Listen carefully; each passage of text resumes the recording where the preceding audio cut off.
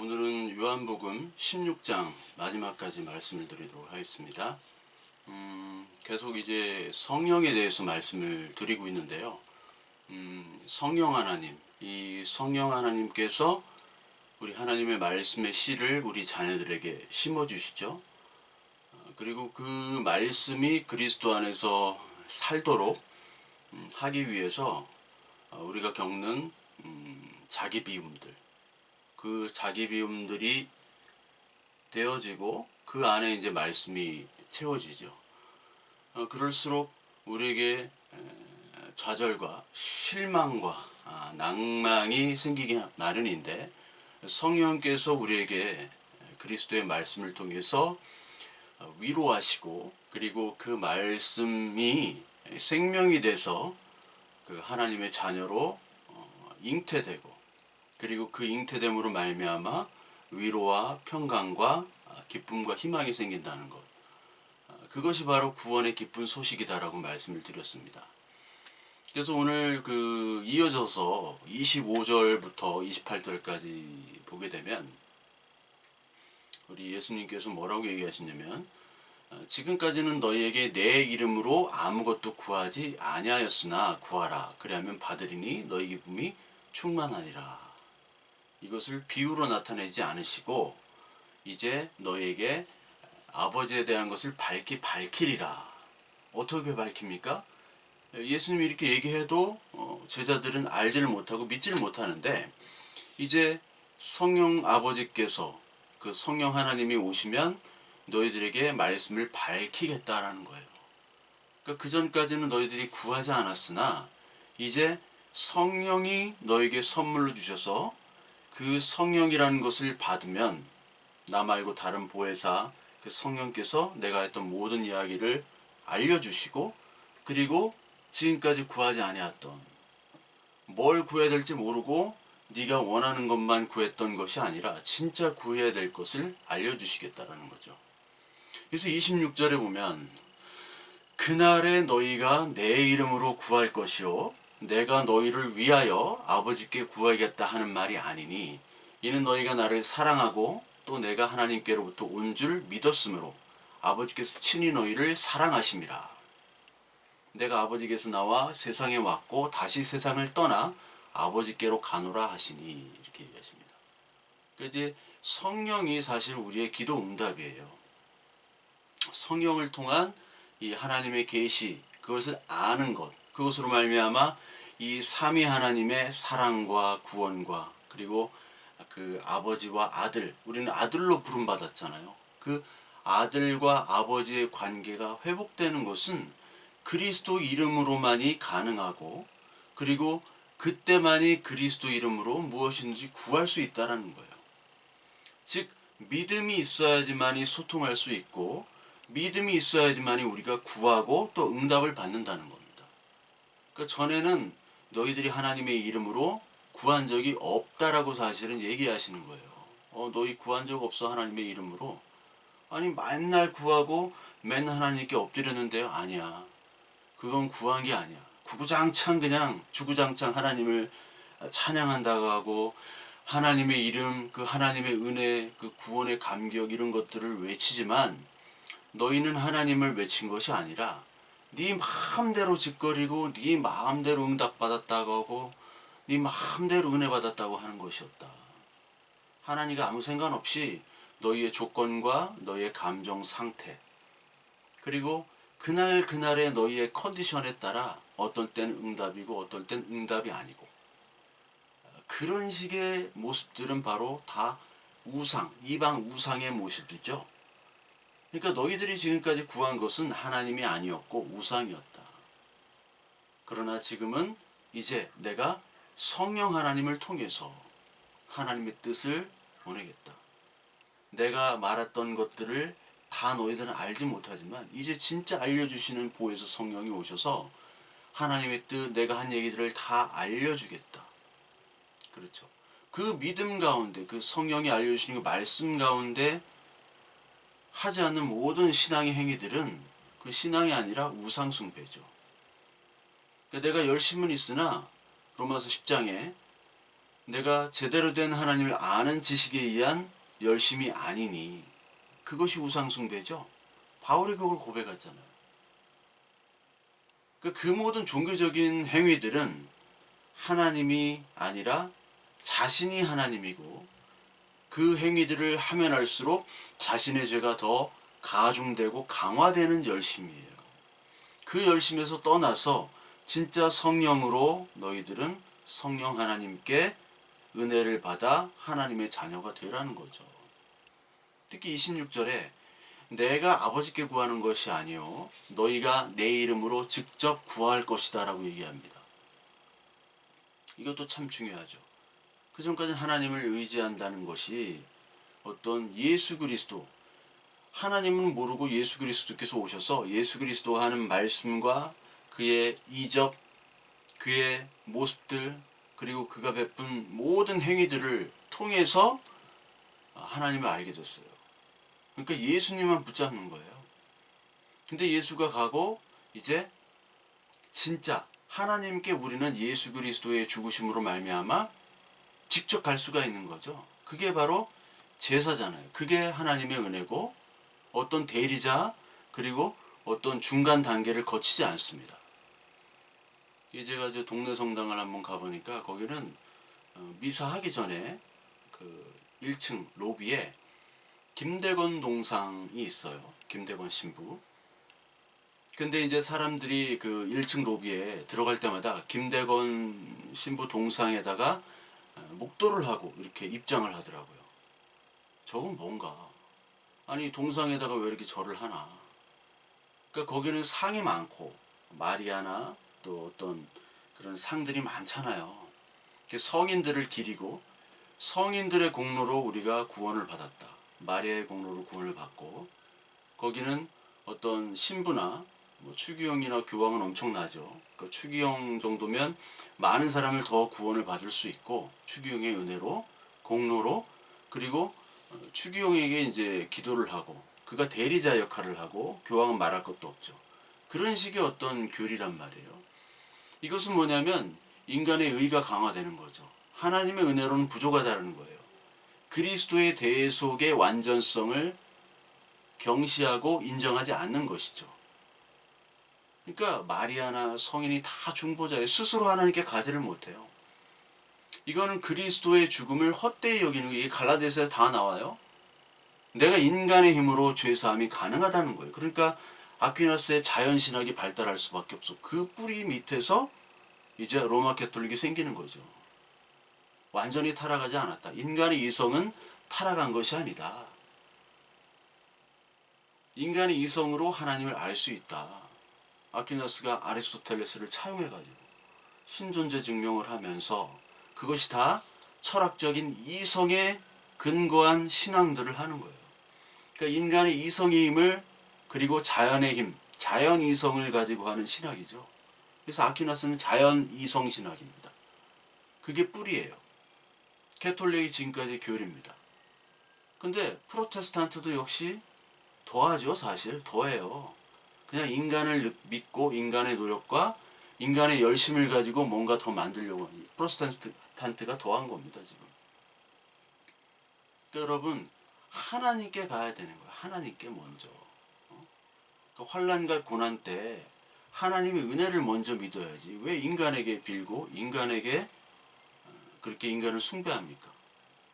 그러니까 여러분 환난과 고난 때 사람에게 먼저 가지 않는 연습들은 저와 여러분들이 해야 됩니다. 먼저 하나님과 씨름하는 것이 반드시 필요해요. 우리가 하나님과 독대하는 것. 키에르케고르의 하나님 앞에서 단독자 이런 거 있죠. 사회 시간에 배우셨죠. 그 야곱이 야복 강가에서 그렇게 씨름을 하잖아요. 씨름. 이게 레슬링, 그래플링 이런 말, 그래플링이라고 하죠. 우리 격투기 그래플링이 막 잡고 막 뒹구는 거예요. 그게 레슬링이에요. 영어로도 그게 씨름한다는 건데 하나님과 고난 속에서 하나님과 씨름하는 거예요. 누구 갈 사람이 없어요. 지금 야곱은 혼자란 말이에요. 그래서 그 씨름을 통해서 야곱은 하나님을 얻습니다. 하나님의 말씀을 들어요. 환난 날에 부르짖으라 내가 응답하리라. 근데 많은 사람들은 하나님께 가기보다 좀 힘 있는 사람한테 갑니다. 나한테 조언을 해줄 수 있고 나에게 도움을 줄 수 있는 사람에게 갑니다. 물론 내가 큰 질병에 걸리고 어떤 사고에 걸리고 말할 수 없는 어려움, 정말 도움이 필요할 때 사람에게 가야 됩니다. 상의해야 돼요, 당연히. 근데 먼저 사람 말고 하나님께 가라는 거예요. 하나님께. 사람에게 먼저 가지 말고 하나님께 가는 거예요. 그거야말로 하나님을 믿는 사람들의 자세거든요. 사람을 믿는 게 아니니까. 그 마찬가지로 사람의 설교, 그런 사람이 하는 설교를 가지고 하나님께 가지 말고 하나님의 말씀을 가지고 그 말씀을 들고 직접 가라는 거예요. 하나님 성경 말씀이 있잖아요. 근데 많은 사람들은 그 인터넷이나 뭐 너무나 발달됐으니까 설교를 쇼핑합니다. 잘 아시죠? 설교 쇼핑하고 그 설교에 따라 막 팬덤이 구성이 돼요. 어떤 목사님 팬덤, 여기 팬, 저기 팬. 이렇게 팬덤으로 목회하는 분들이 있어요. 근데요, 아주 훌륭하게 하는 또 어떤 목사가 나타나면 또 거기로 다 떠나기 마련이에요. 설교자도 하나님 보고 하는 거지 누구 팬덤을 하려고 하면 안 됩니다. 할 필요도 없고 해서도 안 되고 다 소용없는 거예요. 누가 나를 목사님 뭐 훌륭한 설교입니다. 감동입니다. 아무 소용없는 거예요. 그런 건 다 거짓이에요, 거짓. 칭찬도 아니에요. 어떤 사람 막 그런 거 막 우쭐대가지고 바보들이나 그렇죠. 우리는 직접 가야 되는 거예요. 하나님께. 히브리서 4장 14절에 보면 우리에게는 하늘에 올라가신 위대한 대제사장이신 하나님의 아들 예수가 계십니다. 이거 세 번역이에요. 그러므로 우리의 신앙 고백을 굳게 지킵시다. 우리의 대제사장은 우리의 연약함을 동정하지 못하시는 분이 아닙니다. 그는 모든 점에서 우리와 마찬가지로 시험을 받으셨지만 죄는 없으십니다. 그러므로 우리는 담대하게 은혜의 보호자로 나아갑시다. 그리하여 우리가 자비를 받고 은혜를 입어서 제때에 주시는 도움을 받도록 합시다.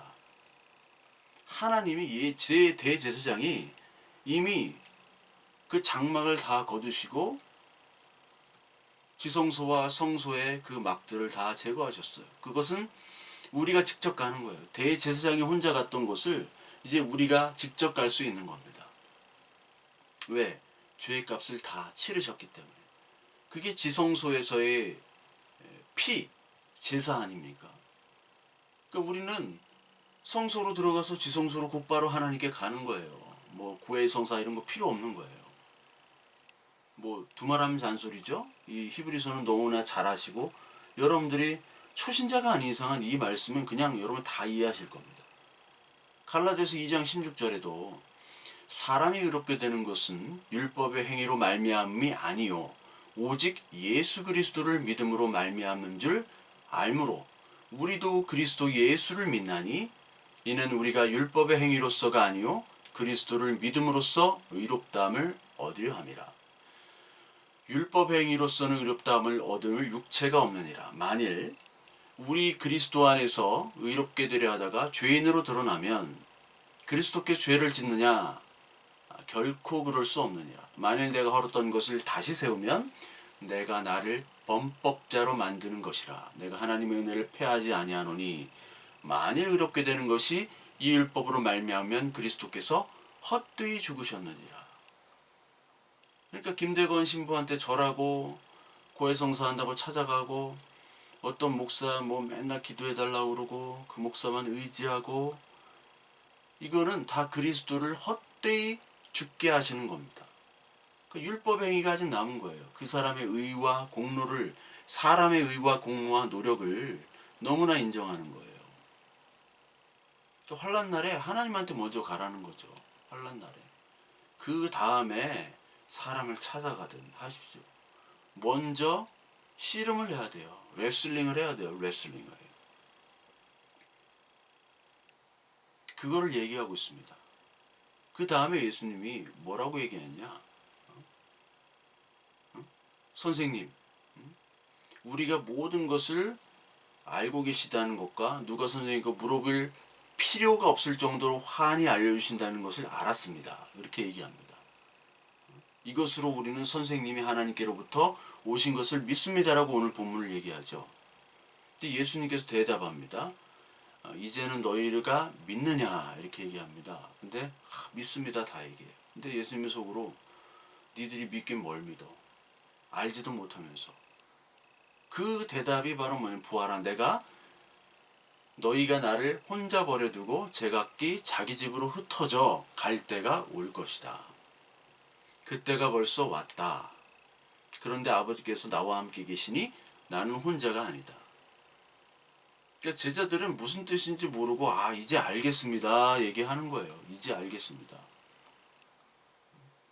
우리가 하나님 말씀 설교 알지도 못하고 아멘 아멘 그러죠. 그냥 무조건 아멘 아멘 하는 분들이 있어. 물어보면 아무것도 몰라요. 선생님도 여러분 이제 아시겠죠? 네. 몰라. 모르는데 꼭 네 하는 그런 아이들이 있죠. 그냥 친구 따라 강남 가는 거예요. 너희들 나를 버려두고 이제 내가 혼자인 것 같지만 아니다. 아버지와 함께 계신다. 인간이 너희들은 지금 나를 위로할 수도 있고 나와 함께 할 수도 있고 내가 받아야 될 이 죽음의 잔을 너희들은 감당할 수가 없다. 너희들 다 도망갈 거야. 근데 제자들은 알지를 못하죠. 이게 무슨 얘기를 하는지를 모르는 거예요. 그러면서 예수님이 내가 이것을 너에게 말한 것은 너희가 내 안에서 평화를 얻게 하려는 것이다. 너희는 세상에서 환난을 당할 것이다. 그러나 용기를 내라.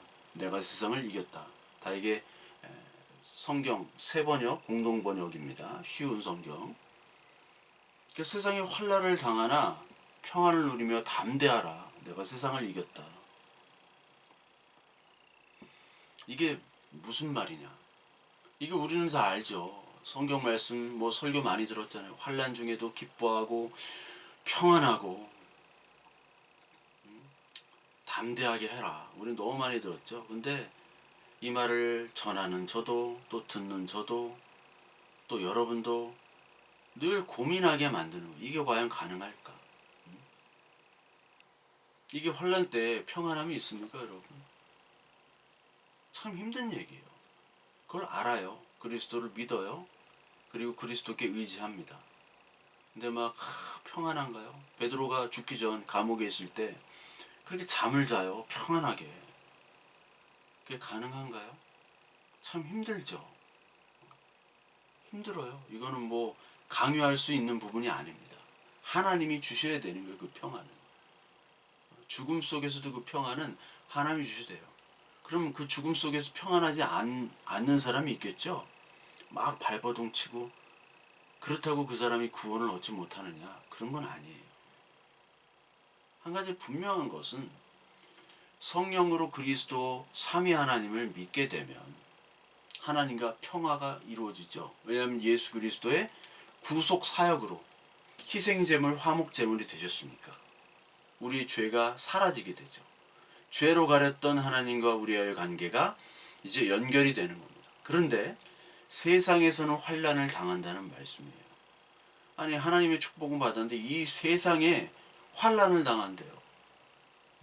여의도 쪽에 교회들은 영혼이 잘 되면 범사가 잘 돼야 되는데 이건 영혼이 하나님과 평안으로 잘 되는데 이 세상에서 환난을 당한다는 게 좀 이상하잖아요. 그쪽이라.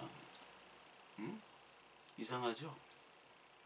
환난은 또 다른 축복입니다. 우리 너무나 설교를 많이 들었는데.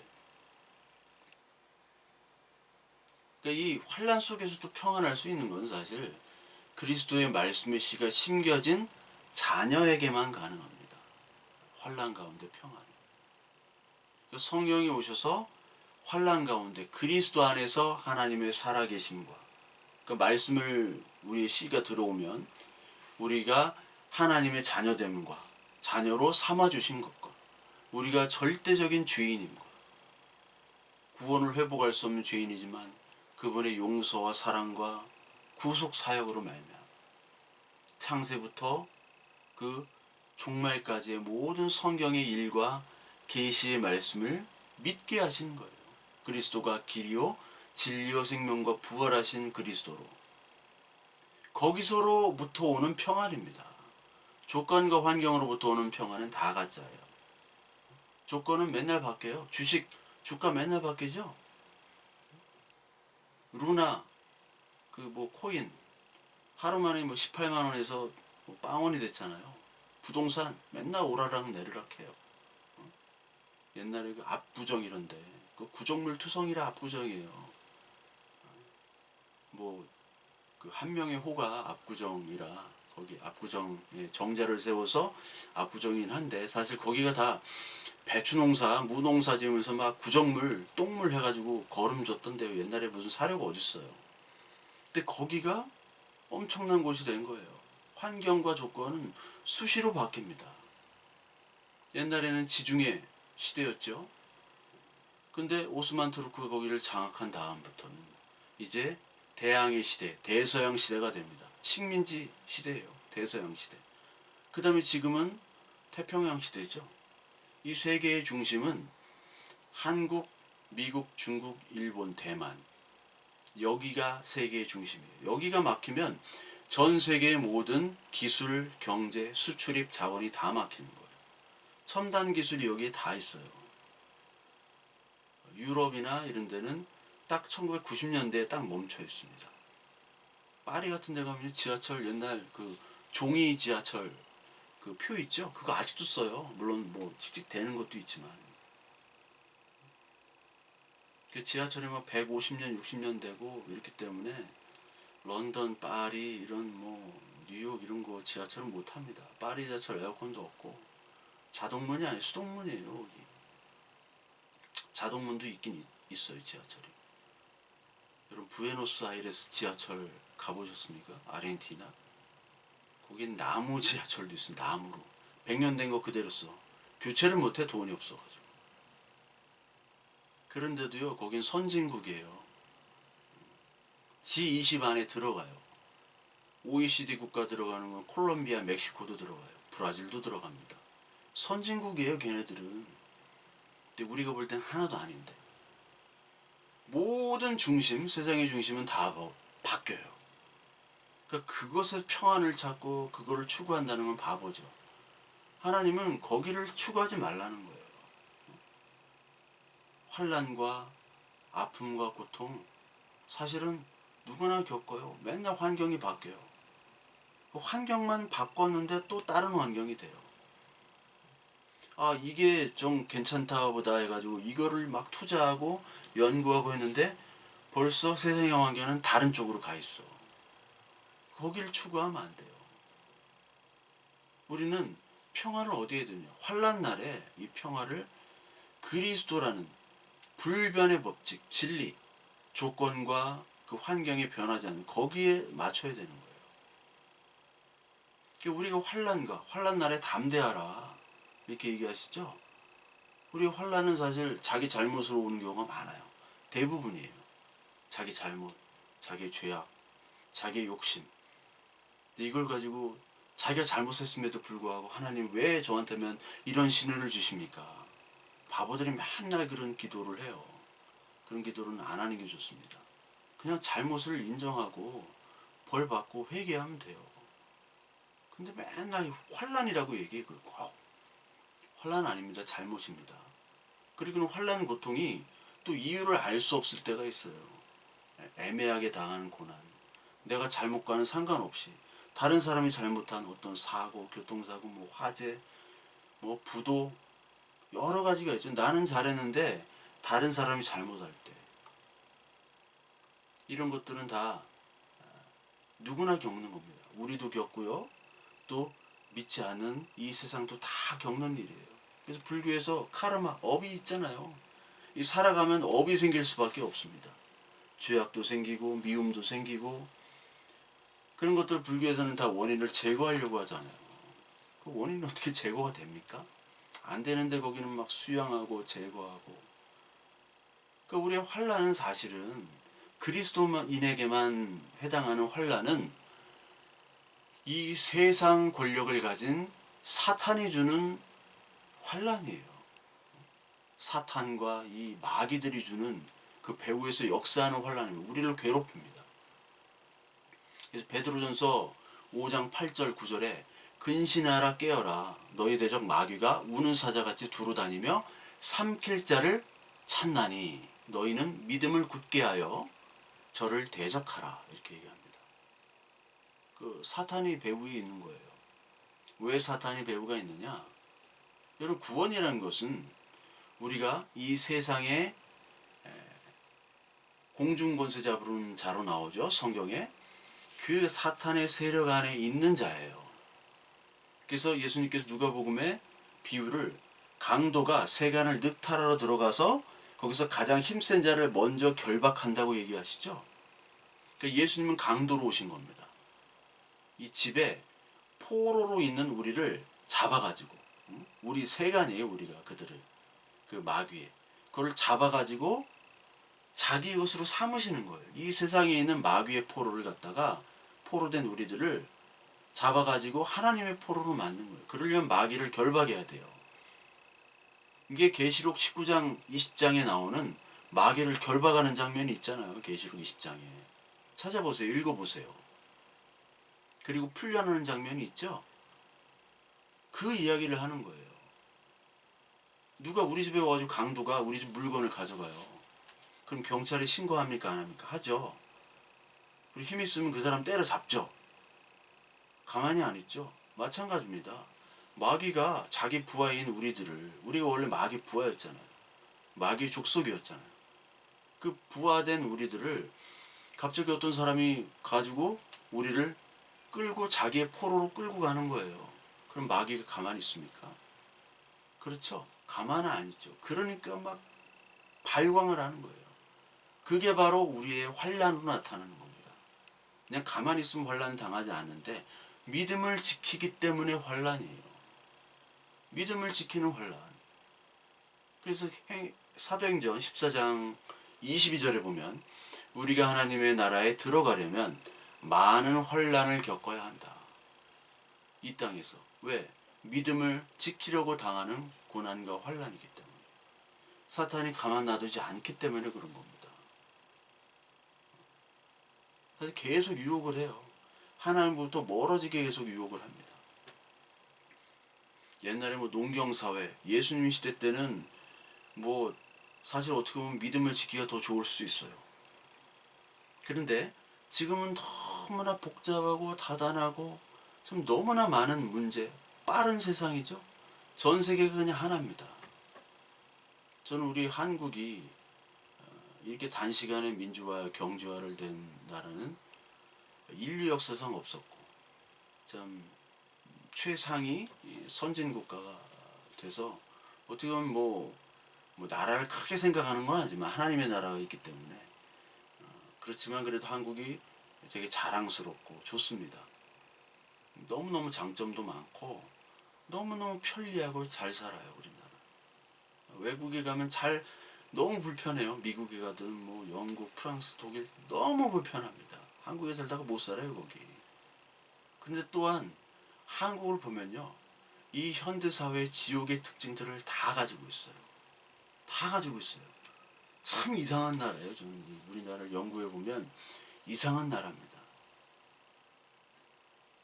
너무나 편리하고 깨끗하고 테크놀로지가 발전되어 있는데 바쁜데 치열하고 목적지는 없고 스트레스는 폭발해요.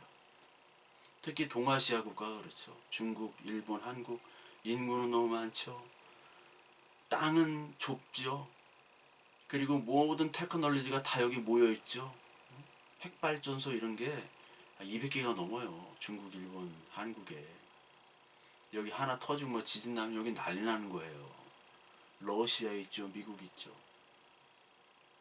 좀 슬로우하게 미국 어떤 농촌 가거나 거기 가면 아직도 병원이 없으니까 집에서 애를 낳아요. 제가 아는 목사님 동생 저도 몇 번 만나서 그런데 미국 여자랑 결혼해가지고 거기 아들 지금 요즘 누가 집에서 납니까? 집에서 낳았어요. 한국 남편이 병원 가자고 한 1000km 가도 애리조나 사는데 1000km 가도 거기 병원 가자고. 뭐 우리 다 이렇게 낳았는데 우리 손주 놔도 된다. 그냥 낳았어요. 산파가 또 동네에 있어. 여러분 지금 우리나라에 산파 있습니까? 없죠. 거기 뭐 사진 보니까 맨날 사냥하고 맨날 캠핑하고 바쁠 게 없어요. 좀 느리게 살아야 되는데 너무 바빠요. 목적지는 없어요. 이 세상살이가 전쟁이고 환란이에요. 특히 사단이 주는 가장 큰 환란은 하나님을 잊어버리게 만들어요. 돈 버는데 뭐 즐기는데 우리들의 마음을 혼란케 해가지고 아예 하나님을 생각하지 못하게 만드는 겁니다. 특히 우리 그리스도인에게 아까 사자처럼 막 돌아다닌다고 그랬죠. 우리를 삼키려고 성도들을 가짜로 만들려고 하는 거예요. 하나님 자녀가 하나님 자녀처럼 붕어빵처럼 딱 찍혀야 되는데 붕어가 들어가야 되는데 붕어는 안 들어가고 모양만 불량하게 생산시키는 거예요. 하나님의 말씀보다는 이 세상에 더 관심이 있고 이 세상 정치와 뭐 경제와 이런 데에 너무나 관심이 있고 그런 쪽으로만 미혹해서 하나님 믿음으로부터 멀어지게 하는 게 바로 이게 가장 큰 미혹입니다. 근데 그 미혹에서 우리가 버티려고 하는 게 환란이에요. 가장 큰 환란의 본질입니다. 세상의 가치와 우리 믿음의 가치를 세상의 가치로부터 지키려고 하는 것. 지키려고 하다 보니까 환란이죠. 안 지키려고 하는 게 환란입니까? 바로 그냥 넘어가는 건데.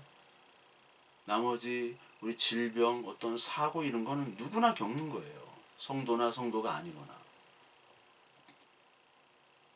뺏기지 않으려고 막 우리는 이 보이지 않는 이 하나님을 우리는 추구해야 되는데 그게 정말 힘들죠. 이 세상에서. 우리 보이지 않는 이 하나님의 나라를 지키면서 환난 중에도 평안할 수 있는 것은 바로 믿음이 필요하죠. 그리고 믿음이 필요하면 성령께서 주시는 이 말씀, 메시가 맺혀져야 돼요. 그리고 하나님과의 씨름이 반드시 있어야 됩니다. 그렇지 않고서는 이런 것들을 얻을 수가 없어요. 그러니까 하나님의 나라는 하나님께서 우리의 죄값을 대신 치러주시는 나라거든요. 근데 이 세상 나라는 누가 대신 치러주는 게 없어요. 우리가 하는 말로 세상에 공짜가 어딨어. 그렇죠. 공짜가 없습니다. 세상에. 딱 하나 공짜. 그게 그리스도의 구원, 그리스도의 대속입니다. 우리를 값을 치르고 우리를 사신 거예요. 자기가 사는데 자기가 값을 치러.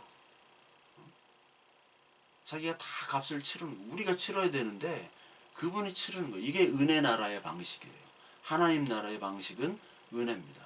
근데 이 세상 나라의 방식은 법이란 말이에요. 법으로 사람을 죽이기도 하고 살리기도 하고 정죄하는 거죠. 근데 예수님이 대신 책임져 주시는 방식을 은혜라고 하는 거예요. 이게 의예요. 그러니까 정죄하지 않고 책임져 주시고 덮어주는 게 하나님의 나라입니다. 그러니까 우리가 죄를 지면요 평안함이 없잖아요. 판결이 나올 때까지 불안하죠. 뭐 징역 몇 년 아니면 무죄 이거 나오면 속 시원한데 그 전까지는 불안합니다. 근데 무죄가 딱 되면 그때부터 평안이 오는 거죠. 세상에는 무죄가 없어요. 정죄만 있어요. 네가 잘못했으니까 네가 책임져. 책임져. 툭하면 너 때문이야. 그건 너. 바로 너. 너 때문이야. 예. 세상은 다 너 때문이라고 자기 때문이라고는 안 해요. 정치 보세요. 정치. 누구를 꼭 희생양으로. 이번도 이제 선거 끝나면 당마다 진 당은 꼭 희생양을 삼으려고 해요. 누구 하나. 민주당이 선거 많이 질 건데 그러면 꼭 희생양 누구 삼겠어요? 젊은 친구 박지원 이런 식으로 꼭 삼는단 말이에요.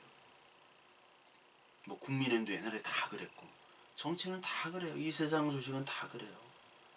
근데 주님만이 자기가 다 짊어지신 거예요. 그게 은혜의 법이에요.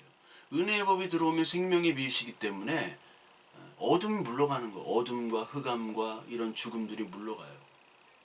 그러니까 그동안 죄를 져서 판결 나오기 전까지 죽음의 공포, 죄의 공포, 그것으로부터 있다가 무죄가 판결이 되면 생명과 희망과 평안이 오죠. 평안. 거기서 평안이 오는 거예요. 그럼 뭐 막 전문 등반가들이 중간에 등반하기 전에 어떤 기상 상태로 뭐 절벽에서 자거나 그렇잖아요. 근데 거기서 많이 얼어 죽어요. 자다가. 근데 얼어 죽으려고 막 할 때 이제 버텨야 되는데 안 자고 해가 뜨면 그때 평안함과 기쁨이 오죠. 그 사람들은 무조건 해가 뜨기만을 기다려요. 해가 뜨기만. 해 좀 떠라. 저도 군대에서나 많이 경험했거든요. 막 비가 너무나 많이 오는데 이거 뭐 한 6시간 기다려야 되는데 6시간이 한 60시간 같아요. 무조건 생각하는 게 해 좀 떠라. 해 뜨면 다 끝나는 거예요. 생명이 와요. 평안함이 옵니다. 반대로요. 은혜가 물러가면 바로 어둠이 와요. 낮이 딱 물러가잖아요. 그럼 밤이 막 어둠과 죄악으로 오죠. 멕시코나 아르헨티나 그런 데 가면 밤 되면 그렇게 많던 사람이 다 사라져요. 범죄 현장으로 가는 거예요. 그 은혜가 물러가면 어둠이 오고 인간은 은혜에 생산하지 못하기 때문에 하나님이 주셔야지만이 돼요. 하나님이. 다음 달 초에 뭐 영국 여왕 엘리자베스 여왕 플래티넘 주빌리라고 70주년, 60주년은 다이아몬드 주빌리, 50주년은 골든 주빌리인데 제가 2002년도 6월 초에 그 골든 주빌리에 그때 더 몰이라고 그 버킹엄 궁전부터 쭉 이어지는 도로가 있습니다. 그 도로에서 이제 뭐 콘서트는 그 궁전 안에서 했고 큰 화면으로 한 50만 이상이 왔어요. 런던 시민들. 거기 뭐 유명한 가수들 다 와가지고 이렇게 하는데 영국 출신 가수들입니다. 다 뭐 에릭 클랩튼, 뭐 폴 맥카트니, 퀸, 조지 마이클 이런 사람들 다 와가지고 하는데 마지막에 We Are the Champion 딱 부르고 그 다음에 이제 영국 국가를 부르고 끝나요. 이게 God Save the Queen이라고 피난처에 있으니 환란을 당한 자 이리 오라. 여기도 환란이 나오네. 그게 찬송가 70장입니다. 그게 유나이티드 킹덤 국가예요. 그걸 딱 부르고 끝나요. God Save the Queen. 210장 찬송가는 이게 시온성과 같은 교회는 독일 국가입니다. 이게 뭐 피난처에 있으니 환란이 원래 가사는 하나님 우리 여왕을 살려주시고 여왕이 잘 통치해주게 해주시고 그런 내용이에요. 별거 없어요. 제가 성공의 교회를 옛날에 잠깐 다녔어가지고 그 뭐 왕 생일이나 뭐 그 즉위 때 그때 그거를 찬송가를 부르더라고. 아니 이건 뭐 성경적이지도 않고 존 스토트 목사가 원로 목사로 있는 올 소울스 랭 앤 플레이스 교회인데 존 스토트 목사 신학생들이 많이 읽잖아요. 근데 동의를 못 하겠더라고. 왜 그러고 있나 저 교회는. 왜 여왕을 그렇게 하나님처럼 교황이나 똑같아 이거. 헨리 8세가 한 거를 뭐 바꿔야지 이거. 하여튼 뭐 넘어가고. 그러니까 행사가 다 끝나고 나니까 이제 막 여기저기서 오줌을 싸고 막 쓰레기 범벅이 그래요. 막 하나님의 영광 뭐 여왕 영광을 찬양하고 위아더 챔피언 막 이렇게 불렀다가 인간의 영광을 찬양하는데 막 오줌 싸고 막 난리도 아니에요. 왜냐면 유럽이나 미국은 화장실이 없습니다. 길거리에도 없고 굉장히 드물어요. 또 유료고 왜냐면 마약이나 그런 것들을 하기 때문에 지하철 없습니다. 지하철, 에스컬레이터, 뭐 엘리베이터 아무것도 없어요. 그러니까 막 서로 오줌 싸고 난리예요. 그 신사의 나라. 지하철 가면 막 찌린내 나고. 그러니까 인간의 영광을 막 찬양하다가 이제 다 흩어지면 쓰레기와 죄와 더러움이 나오는 거예요. 이게 세상이에요. 세상 찬양 영광은 다 허상이고 진짜 사실이 아닙니다. 세상을 다 찬양하는데 세상은 다 죄악이고 허상입니다 얘기하면 이게 미친놈이 되는 거예요. 그러니까 예수는 늘 미친놈 취급을 받았고 선지자도 마찬가지고 예수의 제자들도 늘 미친 인간을 얘기했어요. 너의 많은 지식이 너를 미치게 했도다. 바울이 그런 얘기 듣잖아요. 그 주님은 우리들을 미친 인간으로 만드는 거예요. 근데 이거를 하나님께 복을 받았다라고 얘기하는 거예요. 그러니까 이 복을 누가 가지겠어요? 아무도 안 가지려고 하죠. 세상에서 미친 취급받는데, 세상의 공동체가 되고 세상의 가치를 누려야지 세상에서 사는데 그 가치를 거부하라니. 그러니까 막 억지로 쳐넣는 거예요. 이게 거부할 수 없는 은혜예요. Unresistible grace. 하나님과 의지와 상관없이 막 끌고 가요. 성도의 견인. 그러니까 하나님의 복을 받은 성도는 어떻게 보면 이 세상의 흔함과 이생과 출세, 실패에 크게 연연하지 않습니다. 그렇게 되죠. 성공할 수도 있고 실패할 수도 있어요. 노력해서 실패하면 할 수 없는 거예요. 거기서도 뭐 만족을 해야 됩니다. 노력을 안 했는데도 성공할 수 있죠. 김대중, 김영삼 대통령 같은 경우는 뭐 30몇 년씩 걸렸어요. 대통령 하려고. 근데 윤석열 대통령은 뭐 그 양반은 뭐 몇 달 만에 됐잖아. 뭐 갑자기 검사에서. 그거 노력한다고 되는 게 아니거든요. 그거. 예. 그러니까 사도 바울처럼 풍부하든 비천이든 다 하나님의 은혜고 뜻이고 그 안에서 자족하며 살 수 있다는 거예요. 왜냐하면 하나님을 하는데 풍부하든 가난하든 병들건 뭐 아무 상관이 없는 거예요. 하나님의 일. 오히려 풍부하면 하나님을 버리고 자기 힘을 추구하게 되죠. 자기 힘. 자기 힘을 추구하는 사람들. 그런 사람들이 모이면 아무리 예배를 한다고 한들 영원히 죄인으로 남는 거죠. 그러니까 교회에 보면 여러 가지 행사들이 있는데 뭐 총동원 주일, 뭐 무슨 데이, 해피데이, 뭐 축제 해가지고 전도 많이 하잖아요. 그리고 어떤 때는 제가 뭐 직접 경험한 거예요, 다 교회에서. 은행에서 대출 심사 온다고 대출을 막 수십억 받아가지고 그 직원이 와서 진짜 이 교회의 재정 상태는 이제 한 사람당 100명 아니 100만 원으로 치고 이론 파악을 하러 오는 거예요, 교회에 그 은행 직원들이. 그러니까 총동원령을 내리는 거예요, 그날. 예비군 동원령도 아니고 우리가 예비군도 아닌데 태신자 할당해가지고 그날 막 새신자들이 많이 와, 막 100명, 200명 와. 근데 다음 주 보면은 어느 교회나 딱 그래요. 다음 주는 아무도 안 와요. 그 날만을 위한 거예요. 그럼 못하러 해요. 그러니까 저 같은 경우는 그런 걸 선동해야 되는데 선동을 안 하고 방해를 하니까. 그 성실하고 인자한 모습으로 아주 열심히 성실하게 잘 하시는 분이 있는데 저는 아예 그런 거랑 안 맞고 그리고 반복음적으로 생각하니까 협조를 안 하죠. 아니 태권도장에 태권도를 가르쳐야 되는데 막 쿵 이런 걸 가르치면 되나요? 안 되잖아요. 복음을 가르쳐야 되는데 다른 걸 가르치면 안 되잖아요. 제가 뭐 막 잘나서 그런 얘기 하는 게 아니라 그런데 그렇게 하면 나쁜 놈, 불성실한 놈, 담임 목사, 뭐 영적인 아버지 같은 담임 목사와 이 교회를 해하는 압살롬 같은 놈, 맨날 그런 소리 들었어요. 너 그따위로 하면 목사로 살 수도 없고 다른 교회 지원할 수도 없고 너 그따위로 할래? 맨날 그런 얘기 들었어요. 불려가서 사모한테도 들었어요. 그랬더니 예, 결혼도 못하고 목사도 못하고 아무것도 못한다. 그러니까 저 같은 사람은 뭐 어디 지원할 수도 없고요. 지원해서 된 데를 바로 잘려요. 근데 다 어떤 행사들이 자꾸 세상의 영광과 자리의 힘을 자꾸 추구하려고 하고 뭔가 막 크게 부풀려서 아닌데 그걸 하려고 하고 뭔가 과장하려고 하고 인간의 힘과 그런 걸 드러내려고 하기 때문에 그냥 복음만 전하면 안 됩니까? 복음만 전해서 하나님이 일하시는 것들을 말씀의 하나님이 일하시는 것도 우리가 봐야죠. 그게 하나님의 영광이죠.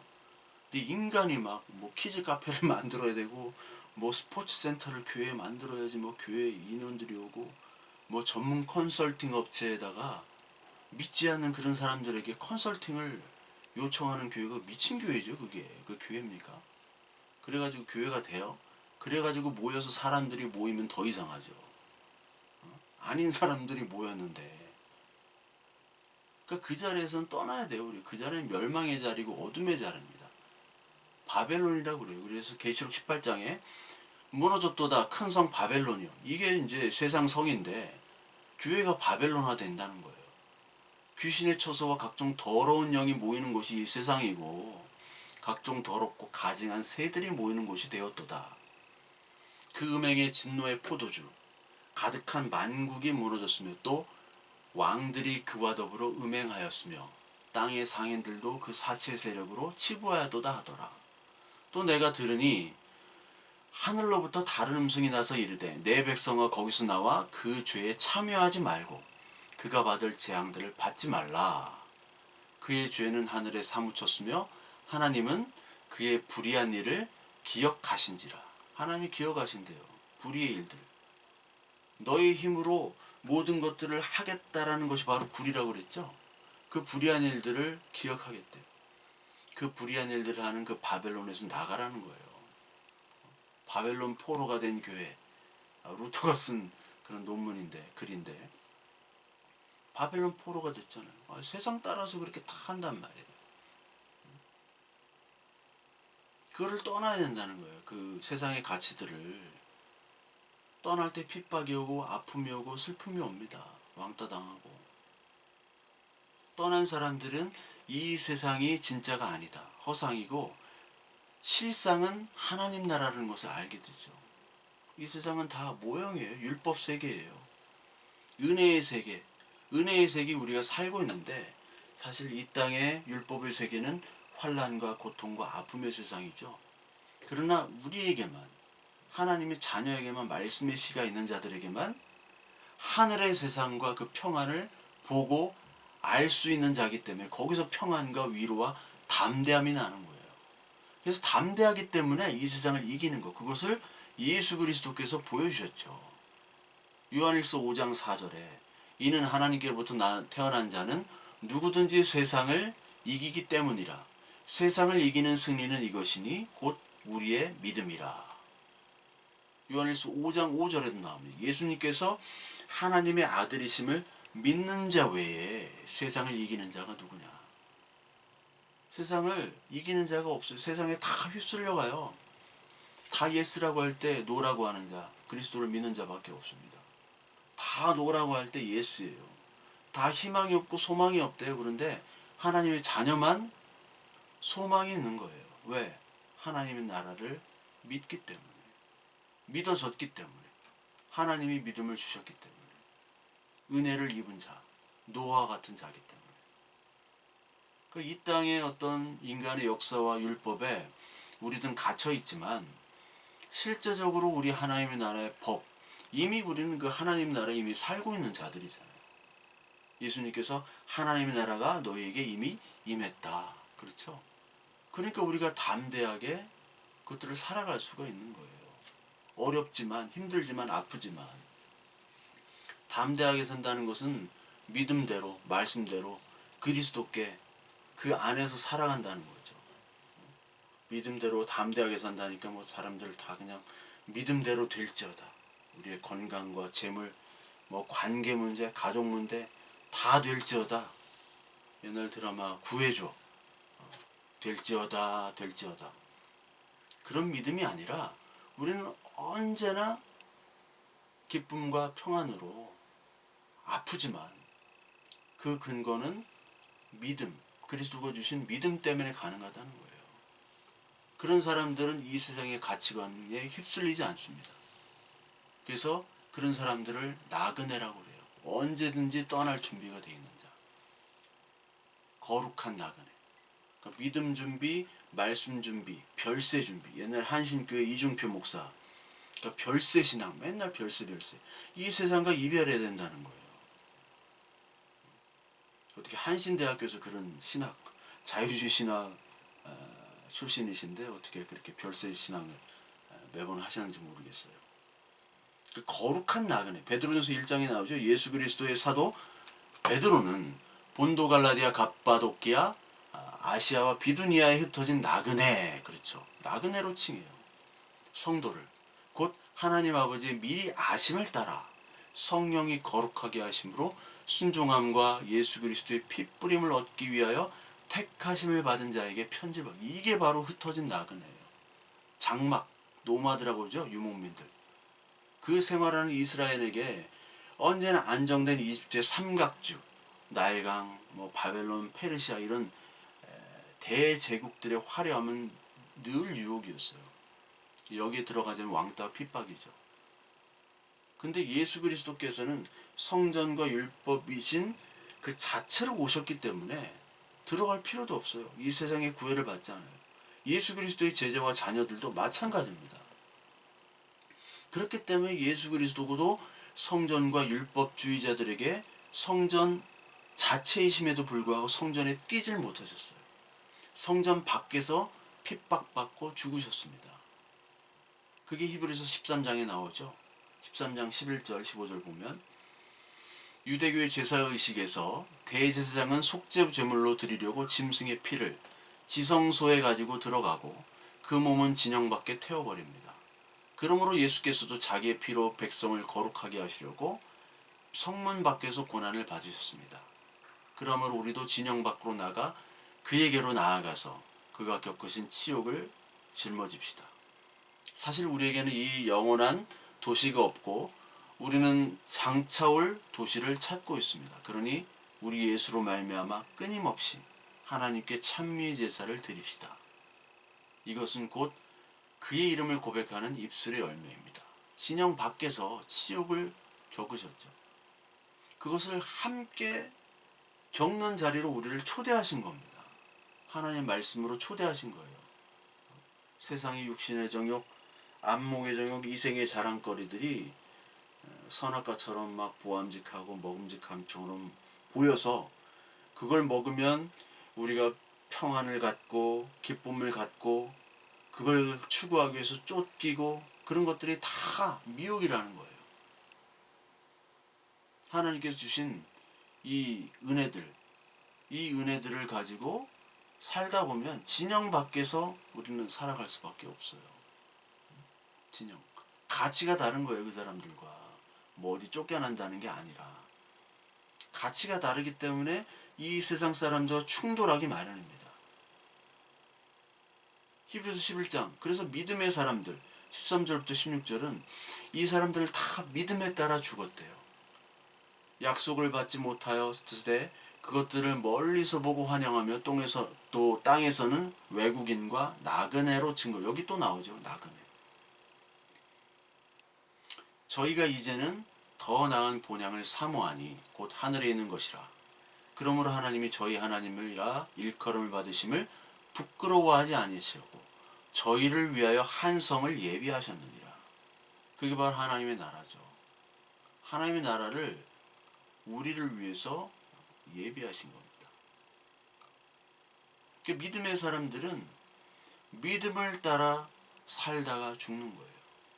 그렇기 때문에 이 땅에서 핍박을 받을 수도 있고, 그러나 예수 그리스도께서 십자가에서 이기신 것처럼 담대하게 우리가 이길 수 있는 것이고, 아프고 힘들고 죽을 것 같은 가운데서도 하나님의 소망 가운데 평안을 가질 수 있는 유일한 자들이 우리입니다. 본향 하나님 나라는 엄마 품이에요. 부모님 품이에요. 평안과 안정과 안식이 있습니다. 어머니 품 정죄하지 않죠? 정죄하지 않죠, 어머니가. 물론 막 잘못하면 막 이 새끼 저 새끼 하지만 진짜 막 정죄하고 하는 건 다 가짜죠. 가짜 엄마, 가짜 아빠, 가짜 삼촌이 될 수도 있고. 가짜예요, 가짜. 진짜 엄마, 아빠, 아버지. 아버지가 아니라 아빠야, 아빠. 아바. 하나님 아버지, 하나님 어떻게 하나님이라고 부를 수도 없고 아버지를 부를 수도 없습니다 할 때 예수님이 오셔서 아빠다. 평안하잖아요, 아빠. 엄마다. 어머님. 불편하죠, 왠지. 엄마 해야 돼, 엄마. 이 어지러운 세상 가운데, 환란의 세상 가운데 우리들의 닥친 여러 가지 문제 가운데 하나님을 부르짖을 수 있다는 것은 그 안에 하나님과의 친밀한 관계, 그건 그리스도로부터 오는 관계예요. 우리는 언제든지 나아갈 수 있습니다. 뭐든지 구할 수 있어요. 그리고 그것으로 말미암아 우리는 환난 날에 아무 때나 가서 부르짖을 수 있고 하나님이 응답으로 평안을 주실 것이다. 그걸 달라고 저와 여러분들이 기도해야 될 것이고, 그리고 세상 가치가 죽고 우리 목숨이 끊어지는 순간에도 하나님의 나라, 이 평안의 나라를 기다릴 수 있는 그런 믿음과 평안함을 정말 달라고 하나님께 간절히 구하는 믿음의 씨앗, 그 말씀의 씨앗이 우리 마음속에 새겨진 저와 여러분들이 추구되어야 될 가장 큰 기도의 제목입니다. 오늘도 환난과 어려움 가운데 있지만 하나님의 평안의 나라, 그 나라, 완전한 나라까지 가기 전 이 세상의 환난 가운데 평안을 달라고, 기쁨을 달라고 우리 기도하시는 저와 여러분들 되시길 바랍니다.